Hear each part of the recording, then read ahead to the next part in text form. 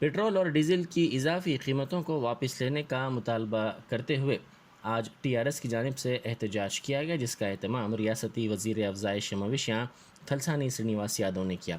इस एहतजाज से खिताब करते हुए टीआरएस की रुकन कौंसल कविता ने कहा कि रियासत की ख़वातीन की तरफ से बीजेपी के रियासती सदर बंडी संजय को इस मसले पर कौमी दारुल हुकूमत दिल्ली जाकर जद्दोजहद करनी चाहिए।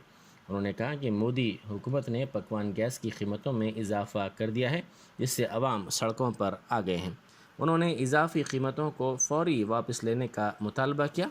इस मौके पर रियासत की हुक्मरान जमात टीआरएस के कारकुनों की जानिब से मोदी हुकूमत के खिलाफ नारेबाजी की गई। टीआरएस पार्टी कार्यकर्तలకు నాయకులకు కార్పొరేటర్లకు మాజీ కార్పొరేటర్లకు జాగృతి మిత్రులకు సోదరి సోదరుమణులకు అందరికీ నమస్కారాలు। देश को बचाओ అంటే నరేంద్ర మోడీ గారు వచ్చి देश को बेचो అనేటువంటి కార్యక్రమాన్ని స్టార్ట్ చేశారు। ఈ రోజు ఈ దేశంలో జరుగుతున్నటువంటి పరిపాలన ఒక్కసారి మనం ఆలోచన చేస్తే నరేంద్ర మోదీ గారి తర్వాత ఈ దేశంలో ఆయన ప్రైమ్ మినిస్టర్ అయిన తర్వాత ఏ ఒక్క కార్యక్రమాన్ని ఈ దేశాన్ని అభివృద్ధి వైపు సంక్షేమం వైపు నిలిపిండో చెప్పవలసినటువంటి అవసరం ఉంది। ఆయన మాట్లాడితే ఎలక్షన్లలో తిరుగుకుంటూ ఎన్నో విషయాలు మాట్లాడుకుంటూ ఉంటాడు, కానీ ఏ రోజు కూడా ఈ దేశానికి చేసింది మరి ఏందో మనం ఒకసారి ఆలోచన చేయవలసినటువంటి అవసరం ఉన్నది। 100 సార్లు డీజిల్ పెట్రోల్ రేట్లు పెంచిండు, గ్యాస్ ధరలు పెంచిండు, దాని మీద ట్రాన్స్పోర్టేషన్ మీద పెద్ద ఎత్తున భారం పడడమే కాకుండా ఈరోజు గ్యాస్ ధరలు 800 రూపాయలు ఉంటే మరి ఈరోజు 1000 రూపాయల వరకు రావడం అనేది చాలా బాధాకరమైనటువంటి అంశం। ఈరోజు గ్యాస్ మీద 50 రూపాయలు పెంచాడు, పెట్రోల్ మీద 90 పైసలు పెంచి, డీజిల్ మీద 87 పైసలు పెంచి మరి ఈ దేశంలో ఉన్నటువంటి ప్రజానికం బతకాలనా చనిపోవాలనా? ఎందుకంటే పెరుగుతున్నటువంటి భారాన్ని భరించలేనటువంటి పరిస్థితి। ఒకవేళ డీజిల్ పెట్రోల్ గ్యాస్ ధరలు పెరిగితే ఆటోమేటిక్గా నిత్యావసర ధరలు కూడా మరి విపరీతంగా పెరిగేటువంటి అవకాశం ఉంది। మరి ఇప్పటికే బజార్లో ఏం కొనే పరిస్థితి లేదు। దీని మీద ఆలోచన చేసే శక్తి నరేంద్ర మోడీ గారికి లేదు। మొన్న 5 రాష్ట్రాల ఎన్నికలు జరగగానే మన ముఖ్యమంత్రి గారు ఆ రోజే చెప్పిండ్రు, ఎలక్షన్ అయిన వెంటనే ఈ ధరలు పెంచుతారని చెప్పిండు। మరి ఈరోజు చూస్తున్నాం, ఈరోజు పెరిగినటువంటి పెట్రోల్ డీజిల్ ధరల్ని, గ్యాస్ ధరల్ని చూస్తూ ఉన్నాం, కానీ సామాన్య మానవుడు బతికే పరిస్థితిలో లేరు। ఒక వైపున కరోనా వైరస్ వచ్చింది, రెండో వైపున ఓమిక్రాన్ వచ్చింది। దాన్ని తట్టుకోలేక ఈ దేశంలో నిరుద్యోగ సమస్య పెరిగిపోయింది।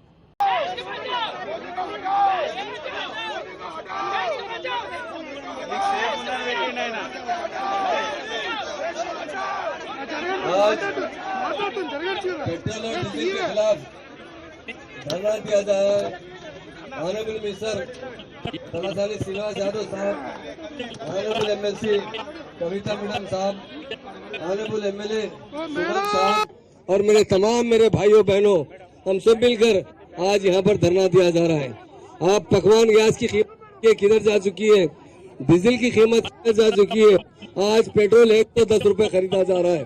ये हिंदुस्तानी आवाम पर बहुत बड़ा बोझ है, बहुत बड़ा जुल्म है। हम सेंट्रल गवर्नमेंट से अपील करते हैं, बीजेपी गवर्नमेंट से, कि लोगों पर इतना बोझ मत डालिए कि वो लोग मर जाएं, परेशान हो जाए। आज हमारी बहनें गैस पर पकवान करती है, गैस की कीमत आसमान पर जा रही है। 2014 में जब बीजेपी पावर में आई थी और आज के रेट देखेंगे तो हर चीज में डबल होते जा रहे हैं। आज हम हिंदुस्तान तरक्की की तरफ जाने के बजाय बेरोजगारी की तरफ, बैकवर्ड की तरफ जा रहा है। आज हम तेलंगाना की आवाम डिमांड करते हैं कि गैस की कीमत कम की जाए, पेट्रोल की कीमत कम की जाए, डीजल की कीमत कम की जाए। सेंट्रल गवर्नमेंट आज जो उनका डेवलपमेंट है 0% बराबर जा रहा है। 2014 के बाद आज अगर देखा जाए तो हर चीज महंगी होती जा रही है। हम हुकूमत से मुतालबा करते हैं कि आप कीमतें कम कीजिए, अवाम को सहूलत पहुंचाइए और हिंदुस्तान तरक्की की तरफ जाए। आज हिंदुस्तान तरक्की के बजाय बैकवर्डनेस की तरफ जा रहा है। आज हम लोग दिन ब दिन हमारा GDP रेट गिरता जा रहा है, हमारा डेवलपमेंट गिरता जा रहा है। हमारे अवाम रोजगार देने के बजाय एम्प्लॉयमेंट देने की बात की गई, पर आज एम्प्लॉयमेंट किया जा रहा है। हिंदुस्तान में कई रियासत है, तो वो तेलंगाना रियासत है जहाँ पर लोगों को एम्प्लॉयमेंट देने की बात हमारे ऑनरेबल CM साहब ने की है। आज 80 नौजवानों को मुलाजिमत दी जा रही है। आज के मौके पर कोई रियासत है तो हमारी तेलंगाना रियासत है। इसलिए आज हमारी तेलंगाना के तमाम महिला आज गैस लेकर रोड पर पकवान कर रहे हैं, बता रहे हैं कि गैस इतनी महंगी होगी तो हम किस तरह जी सकेंगे। आज हमारा पेट्रोल और डीजल, हमारा ट्रांसपोर्ट इतना महंगा हो चुका है कि हमको बहुत मुश्किल हो रहा है। मैं आज का इस धरने का ऑर्गेनाइज करने पर मेरे भाई तलासानी यादव साहब को, श्रीमती कविता सुमन साहब को, तमाम हमारे भाइयों को दिल की गहराई से इसलिए मुबारकबाद क्या कि हक के लिए आवाज उठाना हमारा फर्ज। हम आपके लिए आवाज उठा रहे हैं, हमारी आवाज उठा रहे हैं। ये गिरानी कम करो, हमारी डिमांड है। गिरानी कम करो, ये हमारी डिमांड है। हर चीज महंगी होती जा रही है। पेट्रोल का रेट कम करो, डीजल का रेट कम करो, गैस का रेट कम करो, यही हमारा हुकूमत से डिमांड है। इसलिए आज यहाँ धरना दिया जा रहा है। काफी तादाद में हमारी बहनें, हमारे भाई इस गिरानी के खिलाफ एहतजाज करने के लिए यहाँ जमा हुए हैं, इसलिए क्योंकि हद से ज्यादा गिरानी बढ़ चुकी है। आज पेट्रोल का रेट 100 रुपए तक जा चुका है। कौन पेट्रोल दलाएगा, कौन फिरेगा। डीजल का रेट 98 तक जा चुका है। इतना डीजल महंगा हो चुका है कि लोग हुआ से बाहर हो चुकी है। इसलिए आज हम धरना मुनज़्ज़म किए। हमारा एहतजाज हमारा हक है। इस एहतजाज के लिए हम ठहरे हैं और एहतजाज करते रहेंगे जब तक डीजल और पेट्रोल का गैस रेट कम नहीं होगा। इस एहतजाज में जितने लोग आए हैं उनका दिल की गहराई से शुक्रिया अदा करता हूँ। मीडिया भाइयों का भी शुक्रिया अदा करता हूँ। जय तेलंगाना, जय तेलंगाना। కూర్చోండి లేకపోతే నిల్చుంటే ఒక దగ్గర గౌరవనీయులు పెద్దలు రాష్ట్ర మంత్రివర్యులు శ్రీనివాస్ యాదవ్ అన్న గారి ఆధ్వర్యంలో ఇక్కడ ఏర్పాటైనటువంటి ధర్నా కార్యక్రమంలో పాల్గొన్నటువంటి గౌరవ పెద్దలు మహమూద్ అలీ గారికి, తమ్ముడు సాయి గారికి, నియోజకవర్గ వ్యాప్తంగా వచ్చినటువంటి మా ఆడబిడ్డలకు, అన్నదమ్ములకు, మీడియా మిత్రులకు అందరికీ కూడా పేరు పేరున నమస్కారం తెలియజేస్తా ఉన్నాను. ఇవాళ తెలంగాణ రాష్ట్రం ఏర్పడ్డటి నుంచి 2014 నుంచి ఇప్పటిదాకా ఎన్నడూ కూడా మనం ధర్నాలు చేసింది లేదు. ఎన్నడూ కూడా తెలంగాణ వచ్చినాక మళ్ళా ఇట్లా ఎండన పడి రోడ్లు ఎక్కాల్సినటువంటి అవసరం వస్తుందని మనం అనుకోలేదు.